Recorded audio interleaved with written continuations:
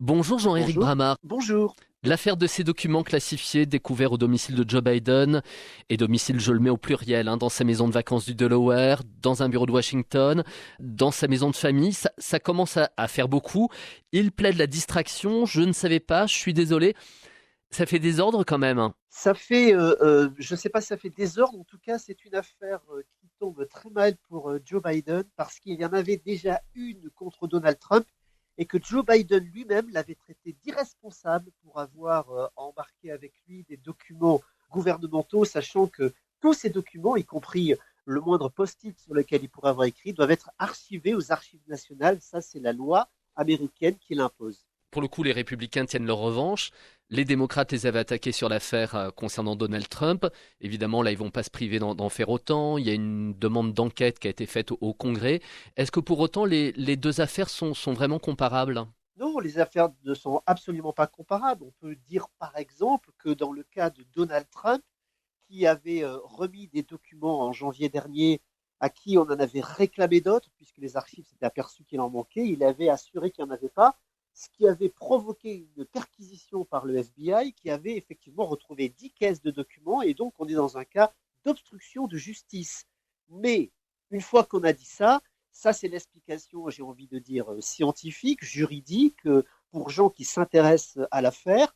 Pour le public, ce qu'ils vont voir, c'est qu'il y a bonnet blanc et blanc bonnet, que tous les deux ont emporté des documents chez eux, qu'aucun des deux n'avait le droit de le faire, puisque l'un et l'autre étaient civils à un moment donné.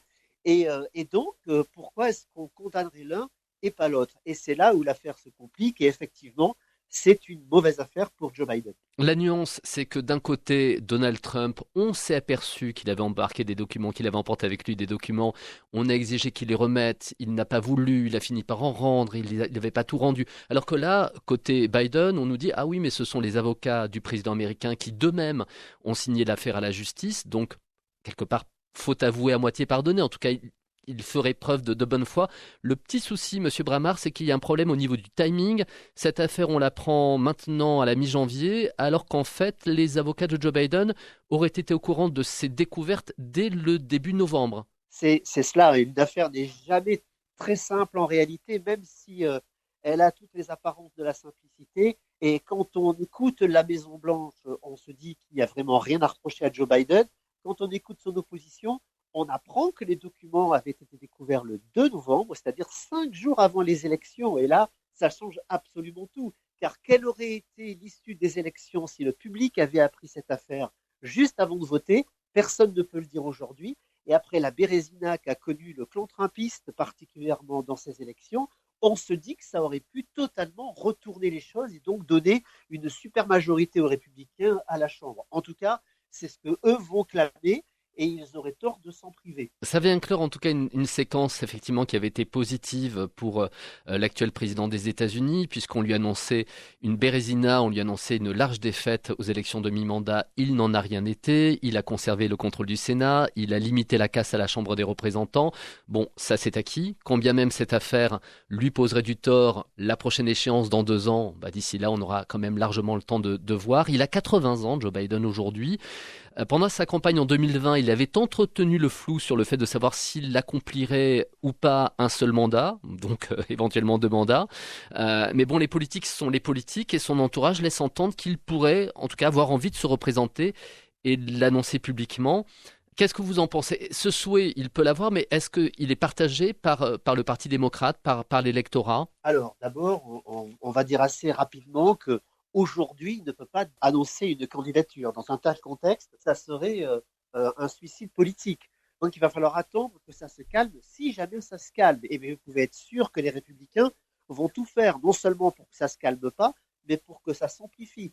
Déjà, ils sont en train de demander si Hunter Biden, son fils, qui vit dans sa maison, a eu accès à ces documents classifiés, sachant qu'il a travaillé à l'étranger ou avec des gouvernements étrangers.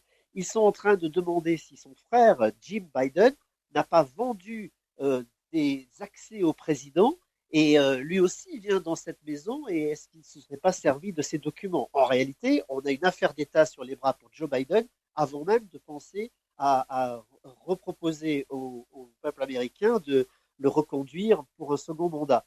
Donc c'est une situation totalement nouvelle sur le plan politique Elle l'était pour Trump après sa défaite aux élections. Elle est aujourd'hui pour Joe Biden. Moi, je crois, pour simplifier, que les deux sont en phase de disqualification pour 2024. Et puis, après tout, n'est-il pas temps aujourd'hui de regarder vers la vieille garde et de changer un petit peu le tempo en politique américaine? Aujourd'hui, il semble grippé, complètement bloqué, avec deux camps qui sont prêts à s'enflammer à tout instant. Il y a peut-être autre chose à tenter avec des jeunes, des plus jeunes, et puis autre chose en politique. Quand vous dites regarder la vieille garde, c'est peut-être voilà justement oublier la vieille garde, en tout cas passer à autre chose, changer de génération. Parce que là, effectivement, on est sur des octogénaires concernant Donald Trump ou Joe Biden. C'est ça, et puis si vous remettez Donald Trump et Joe Biden dans le match la prochaine fois, vous refaites exactement la même, avec les mêmes antagonismes, la même façon de se battre, avec une Amérique qui est coupée en deux quasiment à égalité, 45 du côté républicain, 45 du côté démocrate, et puis le reste, les 10%, ce sont les indépendants, c'est-à-dire ceux qui sont très éloignés de la politique souvent et qui vont voter en fonction du vent et de celui qui aura l'air le moins malhonnête, j'ai envie de dire, puisque c'est sur ce plan-là que ça se place aujourd'hui. C'est pas glorieux et c'est vrai qu'il y a peut-être besoin de projets pour cette Amérique plus que de regarder vers le passé. Jean-Éric Bramard, maître de conférence à l'Université Paris 2, spécialiste des États-Unis, merci d'avoir répondu à ces questions pour nous sur Medi 1. Merci à vous.